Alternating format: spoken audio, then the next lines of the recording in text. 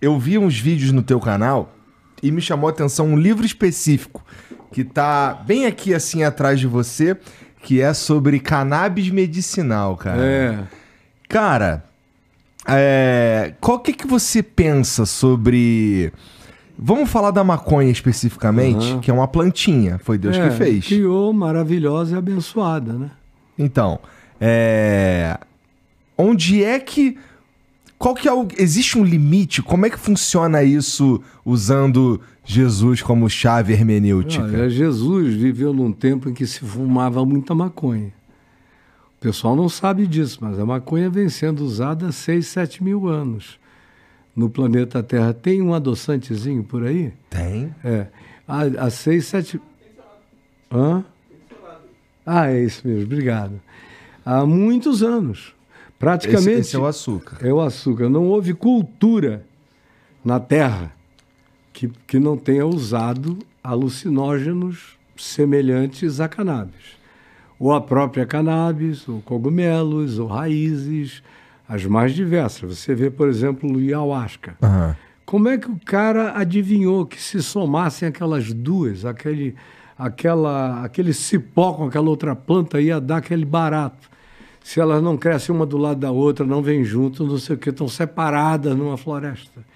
Parece quase uma revelação, né? Do xamanismo. Tu vai botar a culpa em Deus, cara, da chapação dos humanos? Por quê? Porque no próprio altar do Templo de Jerusalém, no Velho Testamento, a cannabis estava presente. Você lê lá no Velho Testamento os elementos para fazerem o incenso do Templo do Senhor, Templo de Salomão, eram, entre outras coisas, o cânhamo, que é uma maneira antiga de falar da cannabis. O cânhamo é cannabis. Se você reorganizar as letras da maconha. Dá. Né? Então era o cânhamo, a acácia, a mirra, que botavam para fazer aquele cheiro que o sacerdote exalava. Você hoje tem descobertas arqueológicas em Israel de altares de um período anterior ao Templo de Salomão, onde os arqueólogos estão encontrando altares dedicados ao Deus de Israel, a El, daquela região de Serepta, de Saroc, de onde era Dalila, aquela região toda ali. Encontraram lugares onde o cânhamo era queimado como parte do sacrifício ao Senhor. Então, de onde é que veio esse ban, essa proibição? Veio dos americanos. Dos americanos em 1932, porque a lei seca não deu certo. Os caras quiseram emplacar a lei seca, o pessoal não parou de beber, os ricos e os brancos especialmente. E aí o que é que tinha? Os pretos fumavam maconha. Aí quando eles viram que não ia emplacar, eles transferiram o ban, a punição do álcool para a cannabis. E era muito conveniente, porque perseguia os pretos. Sim. E as plantações, a economia dos negros. E toda essa cultura que a gente tem no Brasil hoje, ela deriva desse pensamento filha da puta que nasce nos Estados Unidos e a gente traz pra cá como se fosse algo moral. E é uma das coisas mais burras do mundo. Eu estou te dizendo isso porque eu estudo esse assunto há muitos anos. Eu não fui só um usuário. Eu, quando me converti, passei a ser um estudioso do fenômeno e também de segurança pública. E tive um grande mestre na minha vida, que foi o doutor Nilo Batista, o doutor Nilo Batista que vive, foi governador do Rio, um dos maiores criminalistas do Brasil, foi secretário de Segurança do Rio de Janeiro também. E o Nilo e o meu primo Arthur Lavigne me mostraram de maneira inequívoca como justamente a proibição era o elemento aumentativo, exacerbador, mas milhares de vezes piorador do processo do que a descriminalização. Eles não estavam defendendo a legalização, que é num país atrasado como o Brasil, não é a Holanda, não é a Inglaterra, não é o Colorado nos Estados Unidos, não é, enfim, não é a Europa inteira, mas é um país tosco, muito burro, que não adianta, meteram isso na cabeça, e você pode apresentar os números, botaram na cabeça não o bagulho, essa loucura. Se tivessem posto o bagulho na cabeça, já teriam mudado de ideia. E sabe quem mais segura essa porra? É a tal da bancada evangélica lá, pô. E os católicos também, porque é uma briga, vai ser uma briga de morte. Se tentarem descriminalizar essa situação. Então, a descriminalização é contida por eles. Você não precisa nem falar em legalização. Basta a descriminalização, por exemplo, da cannabis. E agora, cada vez mais, o mundo todo sabe que é um santo remédio, né? Você vê o que ele faz de positivo pelo Parkinson. É uma coisa chocante, meu amigo. Chocante, imediato. Os experimentos com Alzheimer são extraordinários. Para dor, fome, um canabidiol faz coisas extraordinárias por um bocado de gente.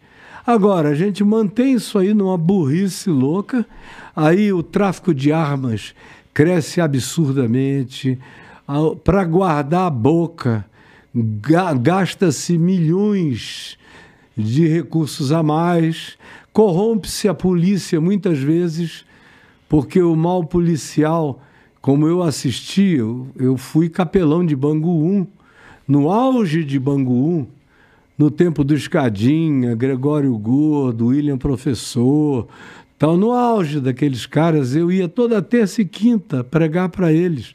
Se tornaram meus amigos, eu cuidei das famílias deles e dos filhos deles, botei todo mundo estudando.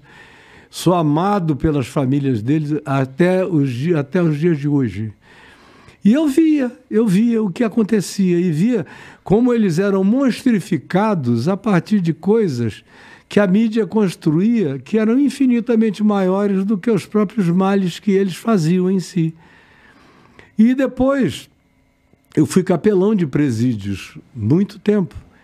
E eu viajava de Bangu 1 para o gabinete do governador. E eu dizia para o governador, meu Deus, quanto mais vocês colocarem repressão, pior isso vai ficar. E só piorava, como só piora, nunca houve uma única melhora. Aí eu fui também fundador e presidente da Fábrica de Esperança durante os 10 anos que ela existiu, lá em Acari. Nós conseguimos reduzir o tráfico de drogas em Acari em 95%. Em 95%, levando as crianças, jovens e adolescentes e os pais para os 66 cursos que eu oferecia dentro da Fábrica de Esperança, atendendo 25 mil pessoas por dia. Foi o gerente do tráfego, naquela época, o Jerebel, que me falou, o senhor está acabando com o nosso negócio. Mas eu estou feliz da vida, porque os meus filhos terão futuro, reverendo, terão futuro. Continua, por favor, é para o senhor que eu quero perder essa parada. Então, eu sei o que dá certo e o que não dá certo. Não é de ler livros, é de fazer, praticar e ver a desmobilização do tráfico. Como eu ouvi o Marcinho VP uma vez conversando comigo no alto do Dona Marta, quando ele era o dono do morro, no início dos anos 90, ele falou, olha, isso vai piorar tanto. E aí ele me falou o que aconteceria nos próximos 40 anos, e o cara foi de uma exatidão profética extraordinária, inclusive em relação ao surgimento das milícias. Ele falou, os Quanto caras... que ele falou isso? 90? Ah, em 90. 91, 92. Ele e o André Fernandes, sentado no alto de uma pedra no Morro Dona Marta, 00:30, 1h. Eu tinha ido pregar lá, acabou, ele disse que queria falar comigo, ele gostava muito de mim. E eu sentei com ele, ele me falou, é uma pena, porque isso aqui podia acabar se eles fossem inteligentes, mas eles não são, então estou alimentando esse monstro aqui.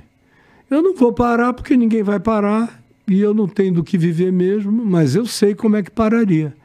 Agora, eles vão acrescentar a milícia, porque o mal policial chega aqui para achacar a gente. Lá no Rio eles chamavam naquele tempo de mineira, para fazer a mineira.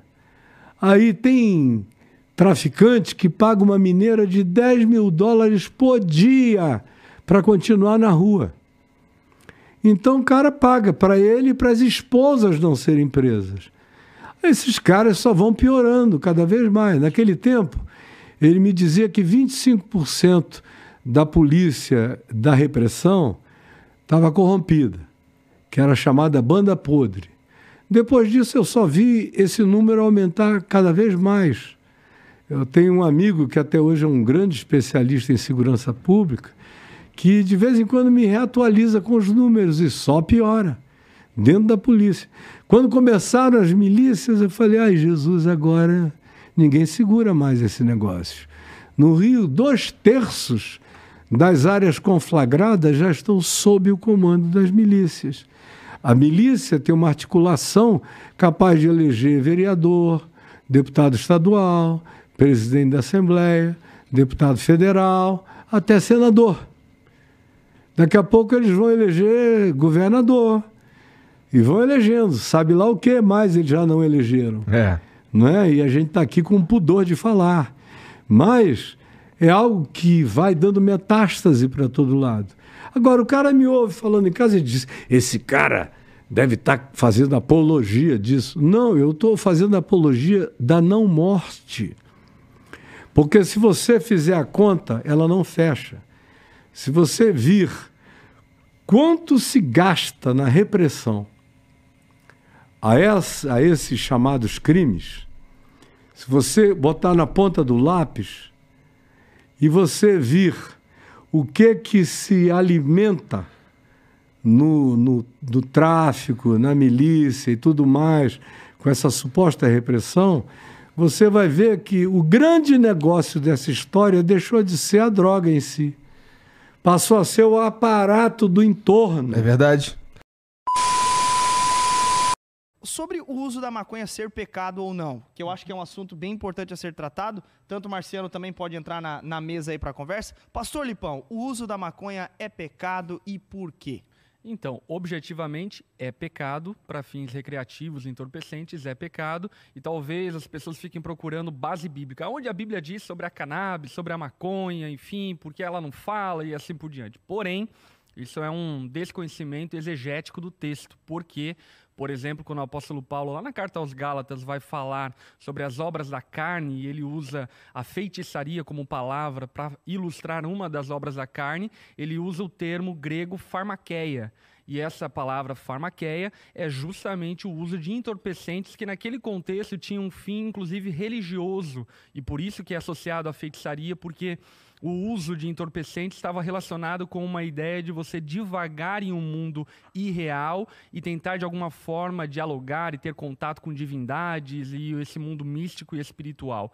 Portanto, Paulo condena de maneira veemente a feitiçaria, inclusive relaciona ela com as obras da carne, dando-nos a clareza muito objetiva e clara de que o uso de qualquer entorpecente para fim recreativo, para fim entorpecente, é pecaminoso e a Bíblia reprova veementemente. Veja como é antigo, né? Muito antigo. E, porque na Roma já se usava ópio e alguns tipos de droga. Toda vez, então, que se fala sobre feitiçaria na palavra de Deus, está relacionado ao uso de entorpecentes para alcançar uma outra realidade, uma coisa meio esotérica, assim. Não todas as vezes, mas na maioria das vezes é o termo farmakeia em grego, que está relacionado com o uso de entorpecentes. Que, inclusive, é a origem da nossa palavra farmácia, né? Também. Farmacos. Muito bem. E aí, Marciano, é pecado ou não é? Então, eu vou na mesma pegada, essa ideia. Eu acho que a dificuldade que nós temos, assim, é de compreender que nós vivemos numa sociedade completamente diferente do que se vivia tempos atrás. Então, algumas coisas... O pessoal às vezes me pergunta, mas e o uso religioso, por exemplo, foi citado aqui, né? eu até diria que se nós ficarmos focados na ideia do uso religioso, não seria um problema. Cuidado com o que eu vou falar. Por exemplo, o uso de maconha em algumas tribos, que era usado.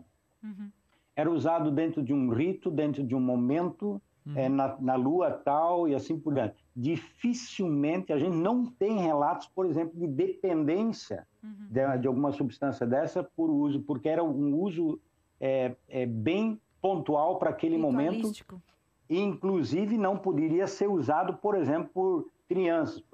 Somente aqueles autorizados pelo líder religioso daquela tribo, daquela localidade. Então, o que se tenta, às vezes, é trazer, não, mas se faz uso de forma milenar e tal. É verdade, mas era um uso muito restrito. Nós não temos relato, por exemplo, de dependência, nem mesmo de álcool, por exemplo, a não ser pós-revolução industrial. Olha que coisa interessante.